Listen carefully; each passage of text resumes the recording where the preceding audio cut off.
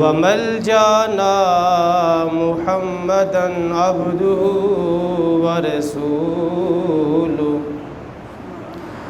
قال الله تبارك وتعالى في القرآن المجيد والبرهان الرشيد إن الذين يحبون أن تشيع الفاحشة في الذين آمنوا لهم عذاب أليم في الدنيا والآخرة والله يعلم وأنتم لا تعلمون صدق الله العظيم وبلغنا رسوله النبي الكريم الأمين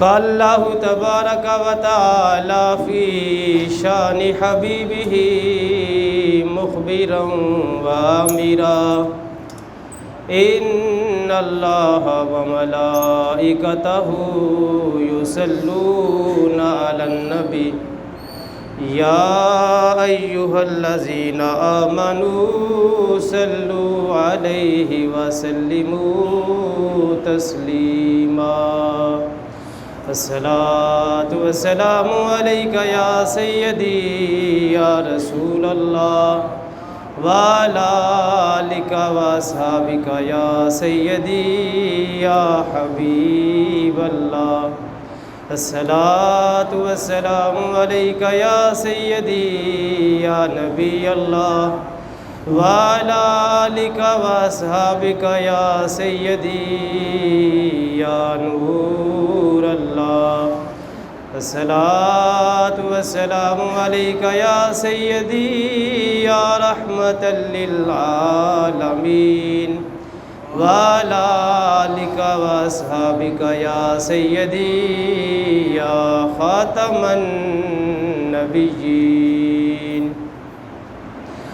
بندہ پروردگارم امت احمد نبی دوست دار چار یارم تابع اولاد علی مذہب حنفیہ دارم ملت حضرت خلیل خاک پائے غوث اعظم زیر سایہ ہر ولی صدیق اکس حسن کمال محمد فاروق ذل جاہ جلال محمد عثمان ضیاء شمع جمال محمد حیدر بہار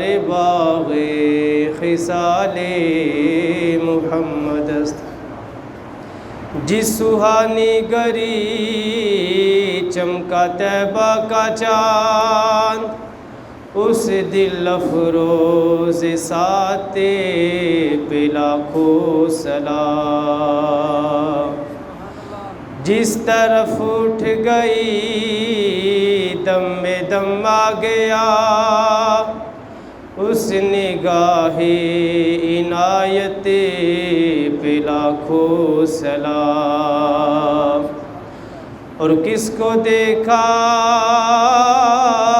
یہ موسیٰ سے پوچھے کوئی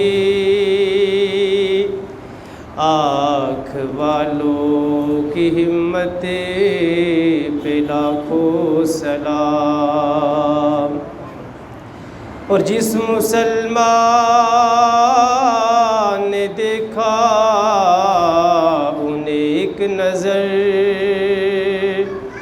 اس نظر کی بصارت پہ لاکھوں سلام اللہ تبارک و تعالی جل جلالہ و عم نوالہ و اعظم شانہ و اتم برہانہ کی حمد و ثنا اور حضور سرور کائنات مفخر موجودات زینت بزم کائنات دستگیر جہاں غم گسار زماں سید سرورا حامی بے کسا قائد المرسلین رحمت للعالمین احمد مجتبیٰ جناب محمد مصطفیٰ صلی اللہ علیہ وسلم کی بارگاہ پرانوار پربہار میں درود و سلام کا نذرانہ پیش کرنے کے بعد نہایت ہی عزت اور احترام کے لائق سامعین و حاضرین، السلام علیکم ورحمۃ اللہ وبرکاتہ۔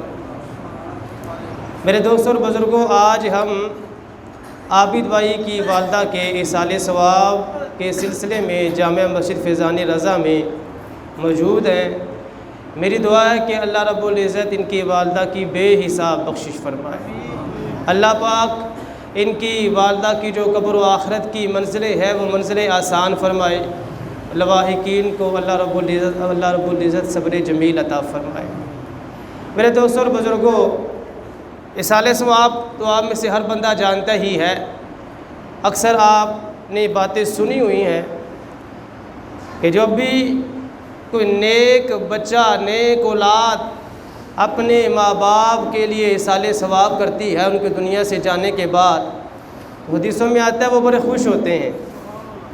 ایک حدیث کا مفہوم یہ ہے کہ جب کسی میت کو، کسی مرحوم کو کوئی ایصال ثواب کیا جاتا ہے تو وہ قبر میں میت اتنی خوش ہوتی ہے، اتنی خوش ہوتی ہے کہ اگر وہ میت دنیا میں ہوتی اور اس کا بیٹا ساری دنیا لا کر اس کے قدموں میں رکھ دیتا، اس نے اتنا خوش نہیں ہونا تھا جتنا وہ دعا پر خوش ہو رہی ہے، ایصال ثواب پر میت قبر میں خوش ہو رہی ہے۔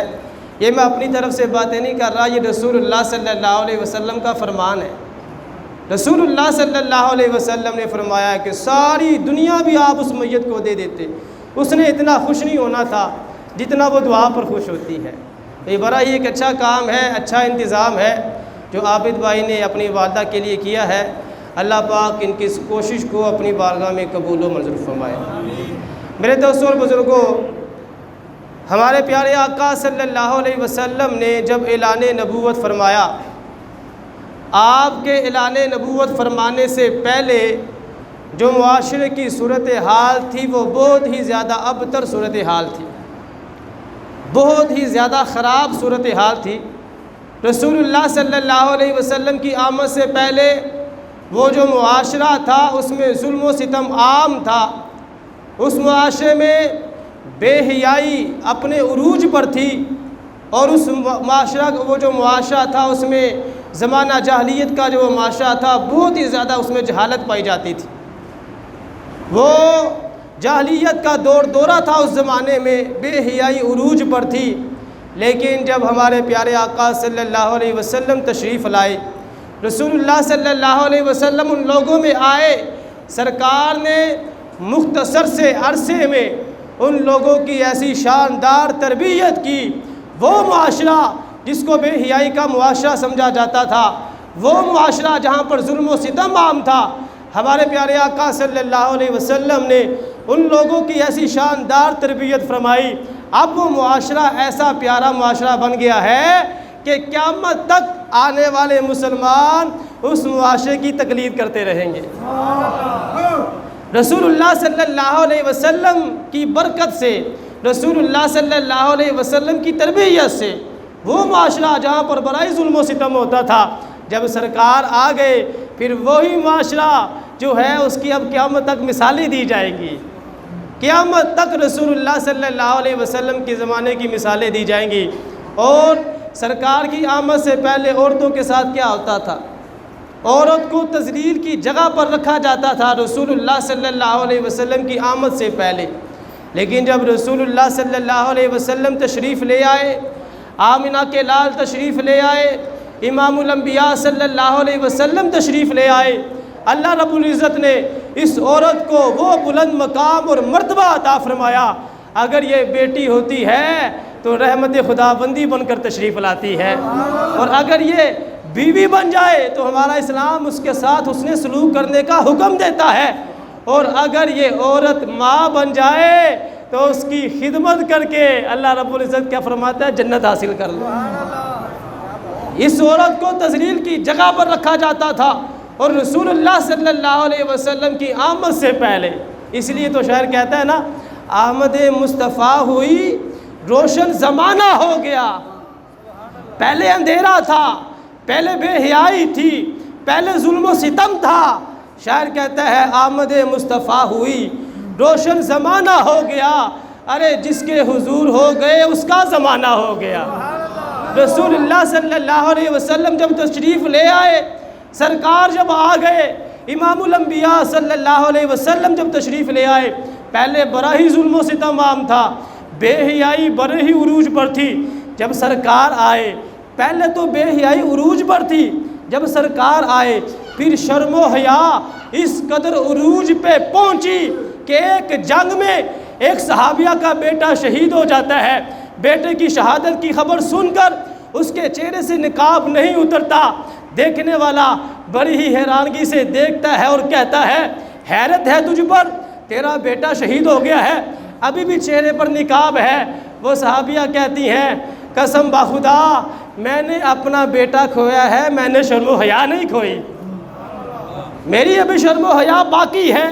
وہ معاشرہ جہاں پر پہلے بے حیائی عروج پر تھی، لیکن رسول اللہ صلی اللہ علیہ وسلم کی آمد کے بعد سرکار نے ایسی تربیت فرمائی، ایسی شاندار تربیت فرمائی، ایسی وہاں پر تبدیلی آئی، وہ معاشرہ ریاست مدینہ بن گیا، وہ معاشرہ خوبصورت معاشرہ بن گیا۔ اب اس معاشرے کی قیامت تک مثالیں دی جائیں گی۔ میرے دوستوں اور بزرگوں، بدقسمتی سے وہ معاشرہ جس کو رسول اللہ صلی اللہ علیہ وسلم نے تبدیل فرمایا تھا، آج ہم پھر اسی معاشرے کی طرف جا رہے ہیں۔ آج ہم عورتوں کے ساتھ وہی سلوک کر رہے ہیں جو زمانہ جاہلیت میں ہوا کرتا تھا، آج ہم پھر اسی کی طرف چل پڑے ہیں۔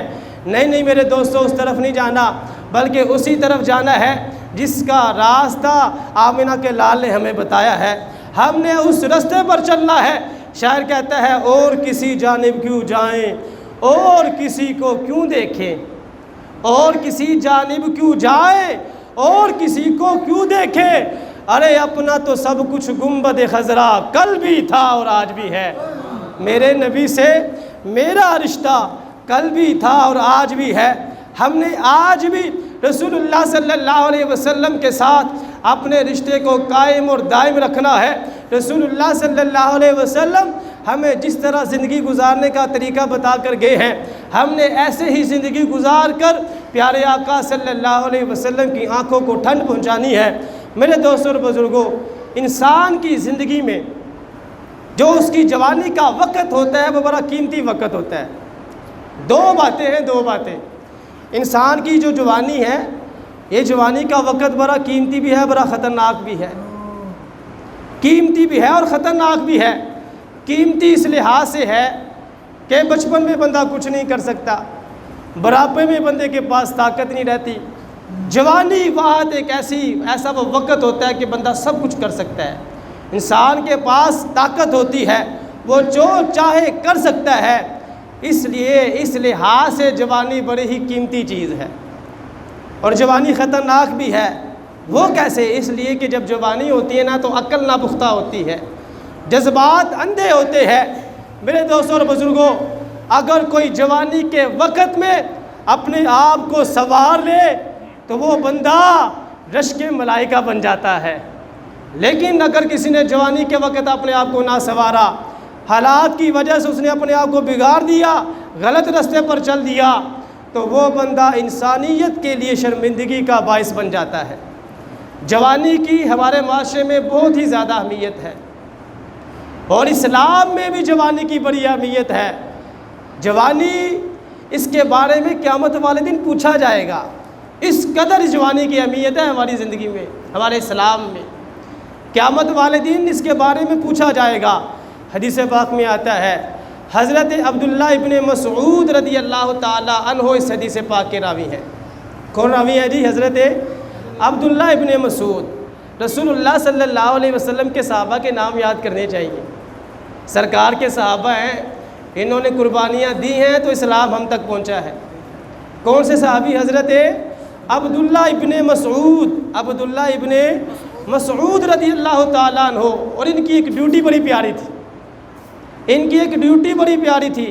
ڈیوٹی پتہ کیا تھی؟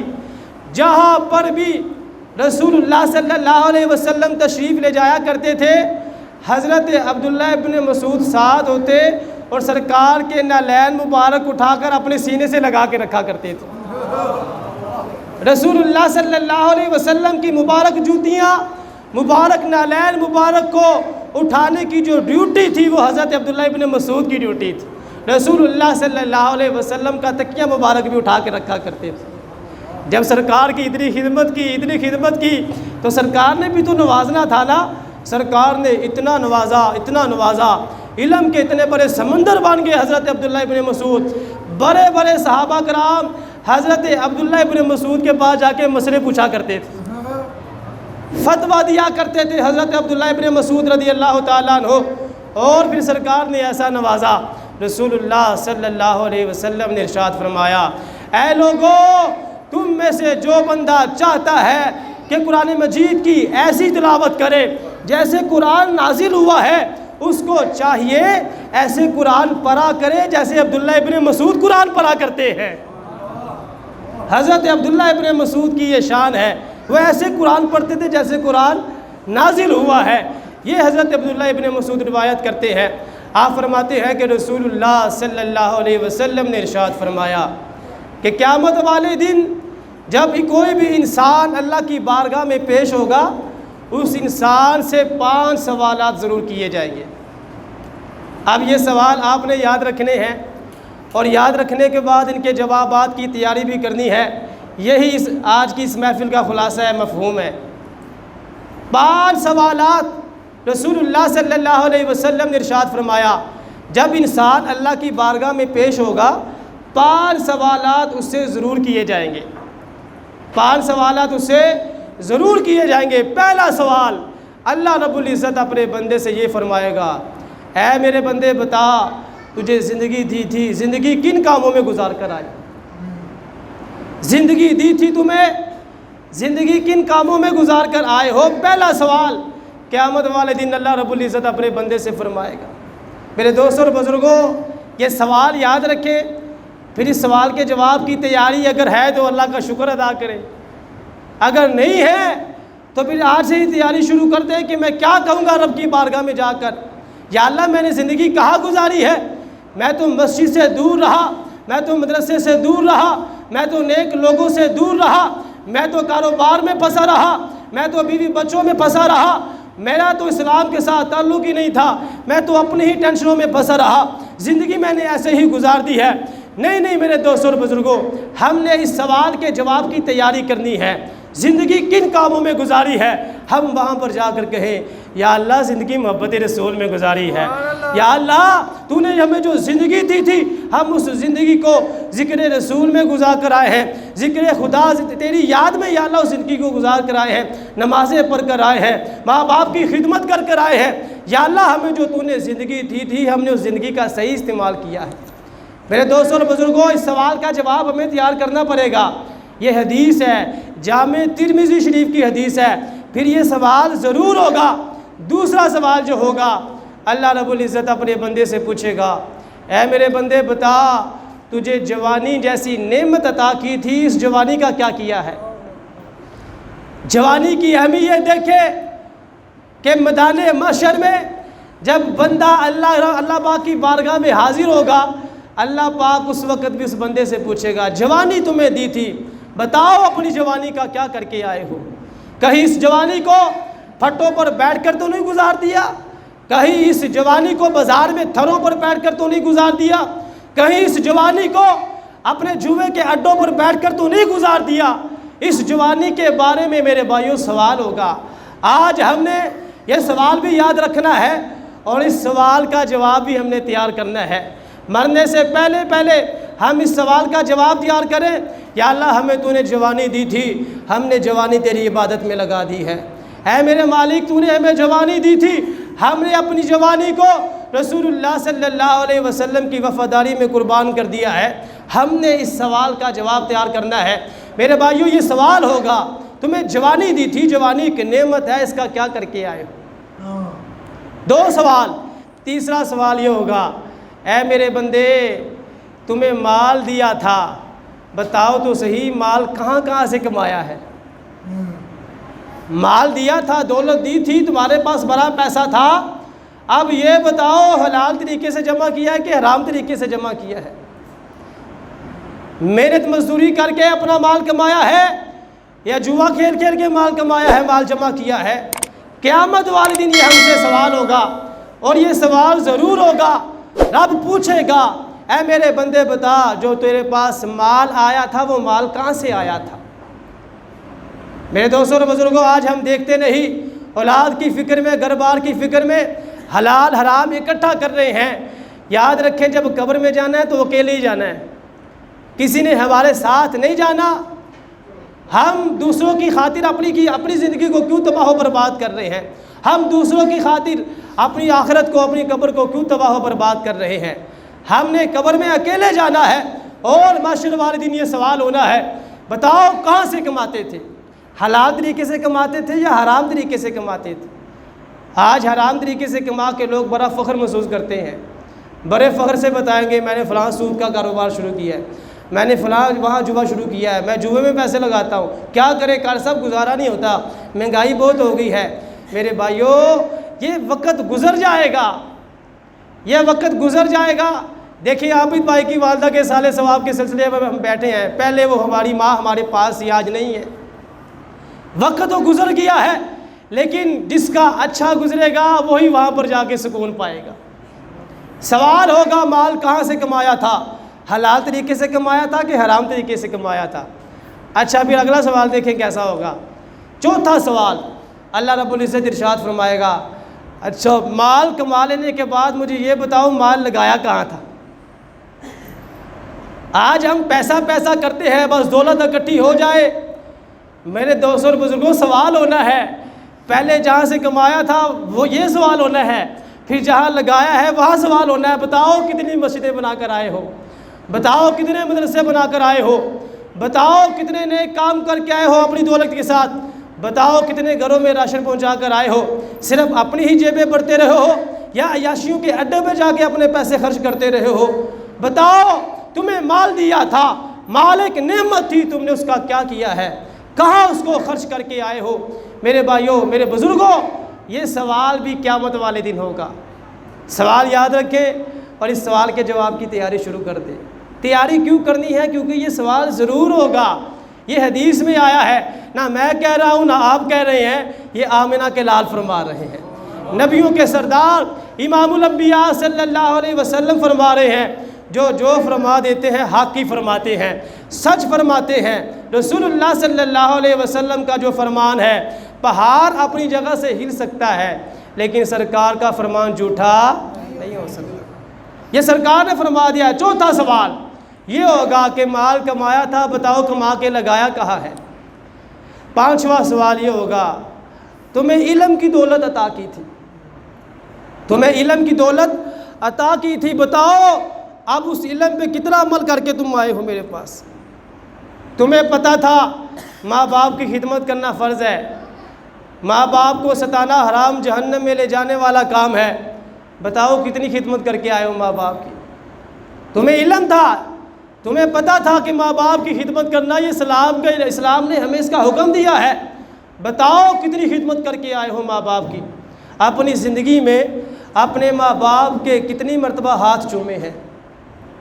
ہم میں سے ہر بندہ اپنے گربان میں جا کے اللہ پاک نے والدین تو ہر کسی کو عطا کیے ہیں، جن کے سلامت ہے میری دعا ہے اللہ پاک ان کو سلامتی رکھے، جن کے وفات پا گئے ہیں میری دعا ہے اللہ ان کی بخشش فرمائے۔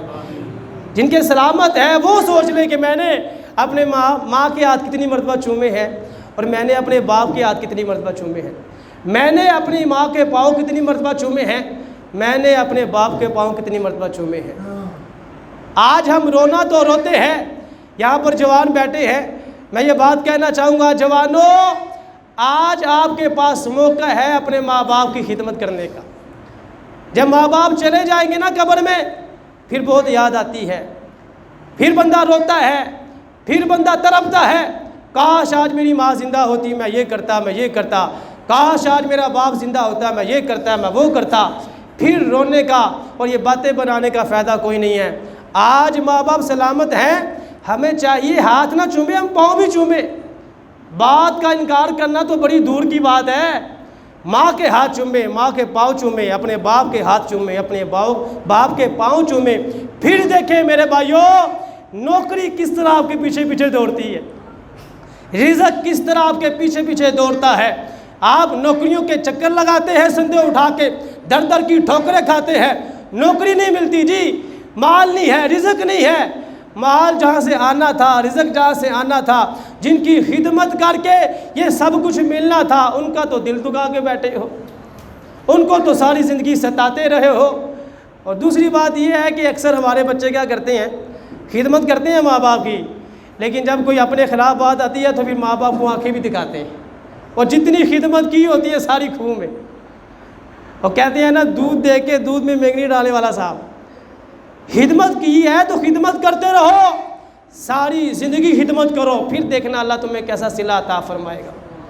یہ سوال ہونا ہے تمہیں علم تھا، تمہیں علم تھا، تم نے اپنے ماں باپ کی خدمت کیوں نہیں کی؟ تمہیں علم تھا نماز فرض ہے، تم کیوں نہیں نمازیں پڑھتے رہے؟ تمہیں علم تھا، بتاؤ اس علم کا کیا کر کے آئے ہو؟ یہ 5واں سوال محشر والے دن اللہ رب العزت اپنے بندے سے فرمائے گا۔ میرے دوستوں اور بزرگوں، یہ جو میں نے حدیث آپ کے سامنے بیان کی ہے، اس حدیث میں جوانی کی اہمیت کو دیکھیں۔ دوسرا سوال جوانی کے بارے میں ہوا، کون سا سوال؟ دوسرا سوال۔ اس سے پتہ یہ چلتا ہے محدثین کرام نے اس کی شرح میں یہ بات لکھی ہے، یہ جو دوسری جگہ پہ جوانی کا سوال ہو رہا ہے، اس کا مقصد یہ ہے کہ جوانی بڑی اہم چیز ہے، کیونکہ جوانی میں بندہ ہر کام کر سکتا ہے، طاقت ہوتی ہے بندے کے پاس، اس لیے اسپیشل اس کے بارے میں سوال کیا جائے گا قیامت والے دن۔ افسوس آج ہمارے معاشرے میں یہ تو رونا رویا جاتا ہے کہ یہ ہو گیا، فلاں ہو گیا، نوجوان خراب ہو گئے، یہ ہو گیا، لیکن ہمارے نوجوانوں کی جو تربیت اسلامی لحاظ سے کرنی تھی وہ نہیں ہو رہی۔ ہمارے نوجوان کو پتہ ہی نہیں اس کی جوانی کتنی قیمتی ہے۔ اگر ہمارے نوجوان کو پتہ چل جائے کہ ہمارے بزرگوں نے اپنی جوانیاں کیسی گزاری ہیں، ہم کیسے لوگوں کے ماننے والے ہیں، یہ حیران رہ جائے کہ ہمارے جو بزرگ ایسے بھی تھے۔ علامہ اقبال رحمۃ اللہ علیہ نے وہ بڑا ہی پیارا شعر کہا ہے، وہ کہتے ہیں کہ بہتر ہے کہ ان شعروں کو سکھا دے رم آہو، بہتر ہے کہ ان شعروں کو سکھا دے رم آہو، باقی نہ رہے شعر کی شعری کا فسانہ۔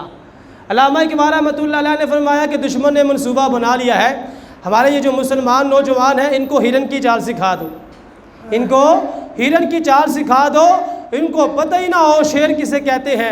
جب ان کو پتہ ہی نہیں ہوگا شعر کسے کہتے ہیں، پھر شعر کی بہادری کا فسانہ بھی ختم ہو جائے گا۔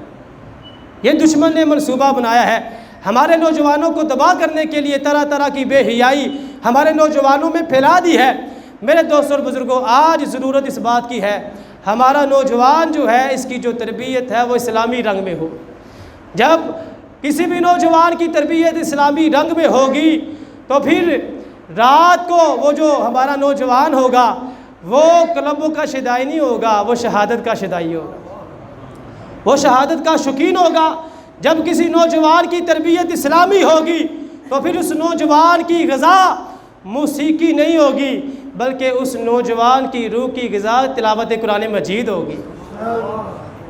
جب ہمارے نوجوان کی تربیت اسلامی طور پر ہوگی پھر وہ نوجوان رات کو کلب کی یاد میں نہیں روئے گا، بلکہ وہ نوجوان رات کو مدینے کی یاد میں روئے گا اور کملی والے آقا کی یاد میں رویا کرے گا۔